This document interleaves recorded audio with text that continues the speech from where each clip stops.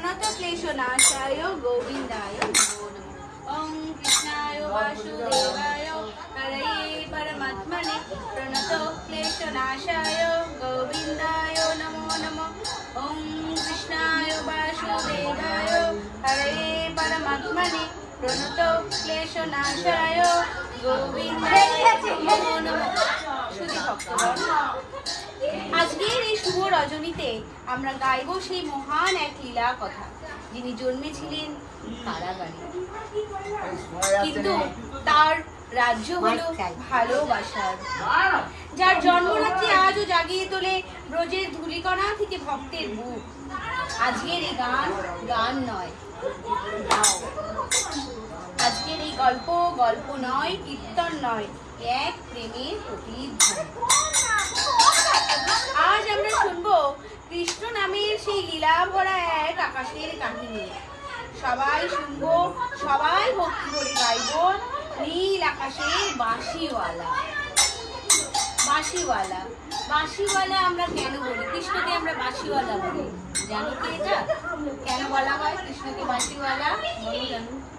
কারণ হচ্ছে শঙ্খচক্র গদা পদ্ম যখন সুদর্শন চক্র যুদ্ধে কিছু জয় করতে পারে না, প্রেমের দ্বারা জয় করা যায়, সেই বাঁশির দ্বারা জয় করা যায়। তাই আমাদের কৃষ্ণ আজ আবির্ভূত হয়েছেন, তিনি হচ্ছেন বাঁশিওয়ালা রূপে। তিনি প্রেমের এক বাসক, তিনি সংসারে শান্তি আনেন, ভালোবাসা আনেন, বন্ধন আনেন, প্রীতি আনেন। তাই আমরা আজকে শুনবো সেই ভগবান শ্রীকৃষ্ণের জন্ম কাহিনী। কিভাবে কারাগারে জন্ম হয়েছিলেন আমাদের শ্রীকৃষ্ণের, কিভাবে বাসুদেব নিয়ে গিয়েছিলেন নন্দের আঙ্গিনায়, কিভাবে আমাদের জন্মকালে শিশু অবস্থাতেই পুতনা নাশ করেছিল, কিভাবে অশুভ শক্তির বিনাশ হয়েছিল, আর কিভাবে নামকরণ যজ্ঞ হয়েছিল, সেটা নিয়েই আজকে আমাদের লীলা কথা, নীল আকাশের বাঁশিওয়ালা। কারাগারে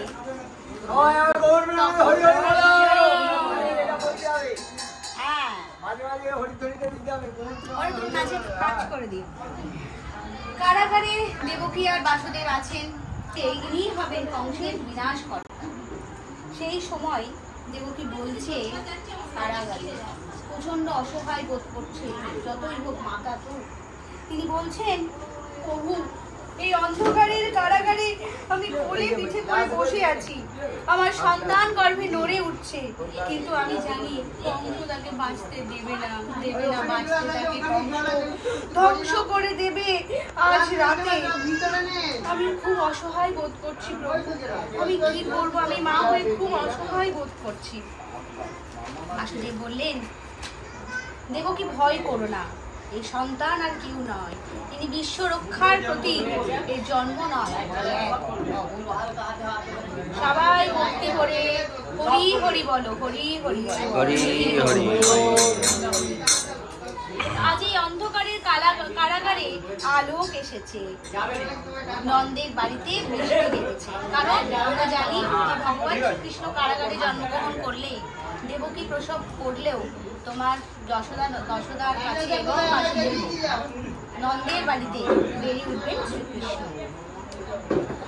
এবার হচ্ছে যশোদা তো প্রসব করবেন, কারণ কন্যা সন্তান প্রসব করবেন, আর আমাদের হচ্ছে আসবেন কৃষ্ণ আমাদের জন্মগ্রহণ করবেন। সেই অন্ধকারের কারাগারে সমস্ত প্রহরীরা ঘুমিয়ে পড়েছে। সে এক মহা রাত হয়েছে, ঝড় বৃষ্টি নেমেছে, ঝড় বৃষ্টির মাঝে কারাগারে দেয়াল কাঁপিয়ে জন্ম নিল এক শিশু, যে নীল রঙা চঞ্চল চোখের আলো। প্রহরীরা ঘুমিয়ে পড়ল অচিন রহস্যে, কারণ প্রহরীরা না ঘুমোলে আমাদের বাসুদেব নিয়ে যেতে পারবে না নন্দের আঙিনায়।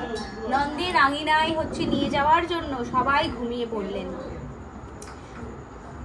বাসুদেব তখন বললেন, এই সন্তানকে নিয়ে যেতে হবে নন্দের বাড়িতে। যমুনা উত্তাল, কিন্তু যমুনা উত্তাল হলেও ভগবানের ইচ্ছাতে পথ খুলবে। যমুনা কেঁদে কুলের ঢেউ, কোলের মাঝে শুয়ে আছে শ্রীকৃষ্ণ, এ যেন এক শ্যামল দেব। বাসুদেব নিয়ে যাচ্ছেন, জন্ম হলো সেই শ্রীকৃষ্ণের জন্ম হলো। ভগবানরা সমস্ত 33 কোটি দেবতারা পুষ্পবৃষ্টি করছেন। প্রকৃতিতে বোঝা যাচ্ছে এক অবতার এসেছে শ্রীকৃষ্ণ। তোমরা কি জানো কবে আমাদের শ্রীকৃষ্ণের জন্ম হয়েছিল? আজ থেকে আজ থেকে 5251 শতাব্দী আগে জন্ম হয়েছিল তোমার শ্রীকৃষ্ণের, এবং যেটা পুরাণে কেউ লেখেনি। কৃষ্ণের জন্ম মানে কৃষ্ণের যে জন্মের বছরটা, সেখানে বৃন্দাবনের নিয়ম ছিল যে যেদিনে গোপাল জন্ম নেবে সেদিনে কোনো ঢাক ঢোল বাজানো হবে না, কোনো উল্লাস হবে না। কেন কি জানো? তোমরা কি জানো কেন? কারণ আমাদের ভগবান শ্রীকৃষ্ণ জন্ম নিয়েছেন কারাগারের অন্ধকারে।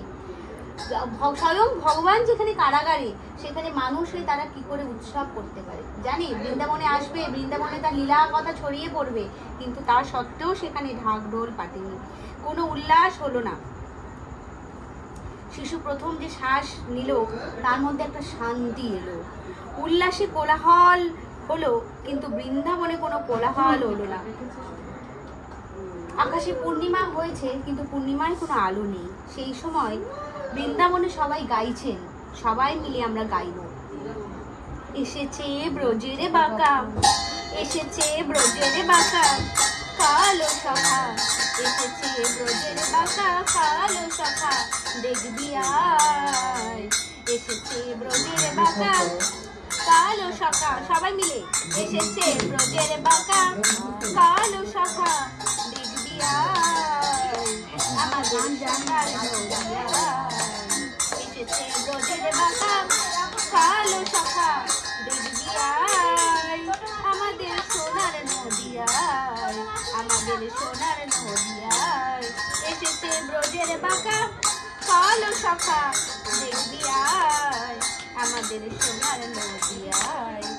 আর তার ঢং ফিরেছে, আর তার ঢং ফিরেছে, রং ফিরেছে, আর তার ঢং ফিরেছে, রং ফিরেছে, দেখে তারে চেনা যায়, আমাদের সোনার নদিয়ায় এসেছে ব্রজের বাঁকা কালো সখা। সবাই মিলে এসেছে ব্রজের বাঁকা কালো সখা দেখবি আয়, আমাদের সোনার নদিয়ায় এসেছে ব্রজের বাঁকা কালো সখা দেখবি আয়, আমাদের সোনার নদিয়ায়। আরে তার ঢং ফিরেছে, আরে তার ঢং ফিরেছে, রং ফিরেছে, দেখবি আয়, দেখে তারে চেনা যায়, আমাদের সোনার নদিয়ায় এসেছে নন্দের নন্দন, এসেছে বাঁশিওয়ালা দেখবি আয়, আজ নীল আকাশে দেখবি আয়, মধুর হাসি ছড়ায় দেখবি আয়, এসেছে ব্রজের বাঁকা কালো সখা। হাসিও না, এসেছে ব্রজের বাঁকা কালো সখা দেখবি আয়, আমাদের আমাদের সোনার নদিয়ায়।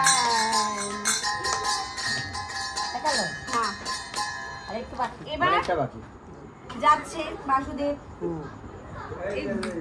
যমুনা কাটছে, যমুনার উত্তাল ঢেউ, সঙ্গে ঝড় বৃষ্টি, তোমার শেষ না গেলে, শেষ না অ্যাকচুয়ালি কে কি জানেন? হ্যাঁ বলরাম, বলরাম হলো কৃষ্ণের যে বড় ভ্রাতা, উনি হচ্ছেন শেষ না রূপে এলেন মাথায় ছাতা হয়ে। তারপরে বাসুদেব ওই ঝড় বৃষ্টির মধ্যেই ছোট্ট শ্রীকৃষ্ণকে নিয়ে যমুনা পার হলো, কারণ সেই সময় যমুনার জল, ওই উত্তাল যমুনার জলও শুকিয়ে গেল, শুকিয়ে গিয়ে নন্দের রাস্তা দেখালো পুকুর। আমি ওটা আমার চোতায় নেই, চোতার বাইরে কোয়েশ্চেন করে গেছে, আউট অফ এত উত্তাল হয়েছিল যে তারপরে এটা কুকুর মানে রাস্তা দেখতে দেখতে।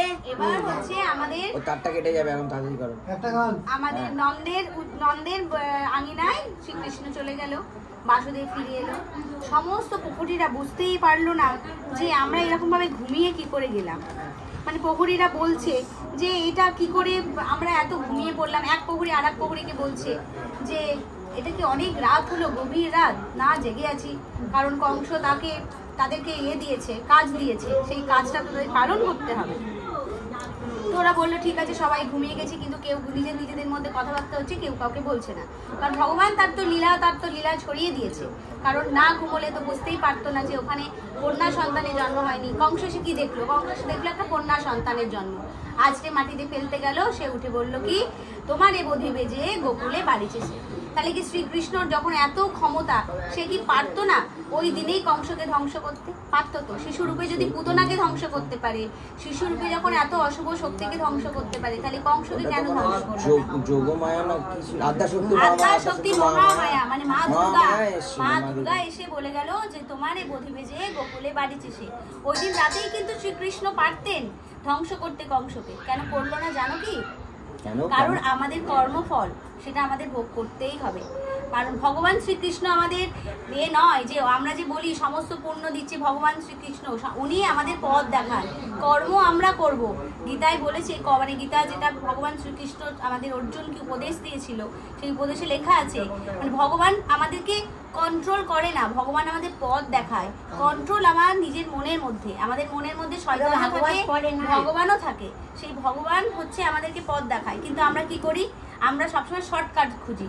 হ্যাঁ, যেখানে আমরা কেন হচ্ছে ওই একটা ফলের জন্য আমি কেন গাছে উঠবো, তার থেকে আমরা হচ্ছে একটা কাজ করি, ওই গাছটাকে যদি আমরা চুরি করে নিতে পারি, আমরা যদি সব ছিনিয়ে নিতে পারি, সব ফল আমার হবে, আমি একটা ফল কেন কষ্ট করে নেব? আর হচ্ছে আমরা লোক দিয়ে কাজ করাতে ভালোবাসি, এরকম। ভগবান শ্রীকৃষ্ণ শুধু পথ দেখিয়েছে, পথ দেখাবে, কর্ম আমরা করব, কর্মফল আমায় ভোগ করতে হবে। এই জন্যে কর্মফল আমাদের এই জন্মেই ভোগ করতে হয়। যেটা অবশিষ্ট থাকে সেটা পরের জন্মে আমাদেরকে এটা আমাদের ক্যারি ফরওয়ার্ড হয়। তো এবং সেইটা হচ্ছে আমাদের এই যে জন্মান্তরটা একমাত্র আমরাই বিশ্বাস করি, হিন্দু ধর্মাবলী লোকজনেরাই বিশ্বাস করে, এবং আমরা এটাতেই অভ্যস্ত, আমরা এইভাবেই গিয়ে, কারণ আমরা জানি আত্মা অবিনশ্বর, আত্মা এক শরীর থেকে আর এক শরীর শুধু পরিত্যাগ করে, যে নতুন শিশু জন্ম হচ্ছে সেই রকম ভাবে এটা হয়। তো সেই দিন তাই ভগবান শ্রীকৃষ্ণ পারতেন ওই দিনই কংসকে ধ্বংস করতে, কিন্তু করলো না। আরও হচ্ছে মা যশোদাকে বলে রেখেছিলেন যে মা যশোদা অ্যাকচুয়ালি কে ছিলেন? কৌশলা। আমার মা জানে মা যশোদা অ্যাকচুয়ালি কৌশলা ছিল, কৌশলা, মানে যার আদেশে হচ্ছে তোমার বনে গিয়েছিলেন, তিনি হলেন আমাদের আমাদের হচ্ছে দেবকী, আর যশোদা ছিলেন কইকেয়ী। কারণ তোমার ওই যে 12টা বছর যে তোমার হচ্ছে ওই 14টা বছর যে বনবাসে চলে গেল, অ্যাকচুয়ালি কিন্তু আমরা জানি না, আমরা অনেক কিছু না জেনে অনেক কথা বলি। তোমার রামের যে নিজের মা, তার থেকেও বেশি তার সৎ মাতা ভালোবাসতো, মানে যে অ্যাকচুয়ালি ভরতের মা হচ্ছে মন প্রাণ দিয়ে ভালোবাসতো। কিন্তু আমাদের যেটা হয়, আমরা হচ্ছে কান ভাঙানিতে খুব বিশ্বাস করি। এই ধরো আমরা আমাদের বোনের ছেলে, দিদির ছেলে, মাসির ছেলে, কাকির ছেলেকে পছন্দ করছি, নিঃস্বার্থভাবে ভালোবাসছি, কিন্তু কেউ যখন আমাদের কানে কিছু বলে, আচ্ছা হতে পারে তো ও তার মানে আমার হতেই চাইছে, ও ঠিক এ নয়, ওর বাচ্চাকে ভালোবাসছে আমার বাচ্চাকে ভালোবাসছে না, এইসব আমাদের মনের মধ্যে, এগুলো আমাদের কিন্তু প্রথমে আসে না, পারিপার্শ্বিক আমাদের যে এটা। আর আমরা যে বলেছি আমাদের মধ্যে শয়তানও বাস করে, ভগবানও বাস করে, সেই শয়তান আমাদের নাড়া দেয়, তখন এবার তোমার উপর ডিপেন্ড করবে তুমি কোনটা নেবে। তো তাই যশোদার কাছে কারণটা হলো যে যশোদাকে বলেছিলেন যে আমি 14টা বছর তোমার কাছে থাকবো, তোমার ছেলে হয়ে থাকবো, কিন্তু জন্ম হচ্ছে তোমার আমাকে দেবকী দেবে।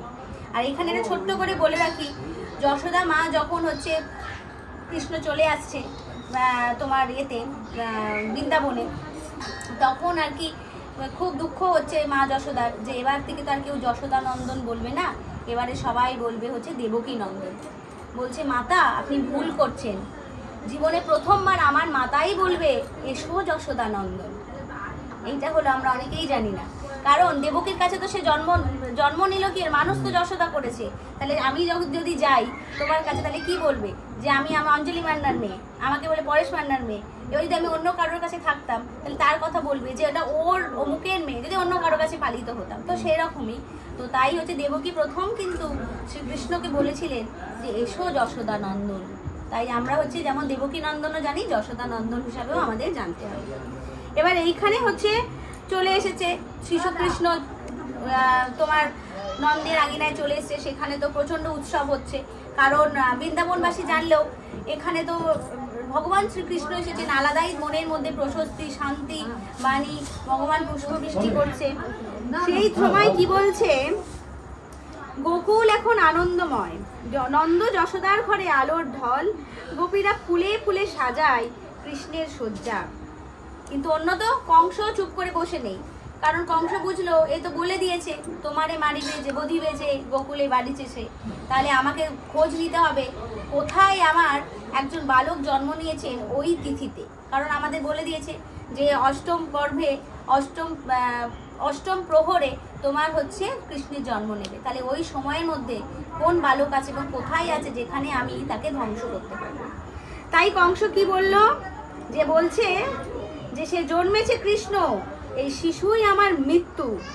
পুতনাকে বলছে, পুতনা যাও মায়ের রূপ গিয়ে বিষ মেশাও, সে যেন না বাঁচে। এবারে পুতনা অশুভ শক্তি যোগ হয়েছে শুভ শক্তির বিনাশ করার জন্য, কিন্তু শুভ শক্তিকে কি বিনাশ করা যায়? পুতনা বলছে আমি দুধ দেব, কিন্তু আমার স্তনে প্রেম নয় বিষ, যার মৃত্যু আজ হোক এই ব্রজে। এবারে কি করলো, পুতনা গেল মা যশোদার কাছে, ভালো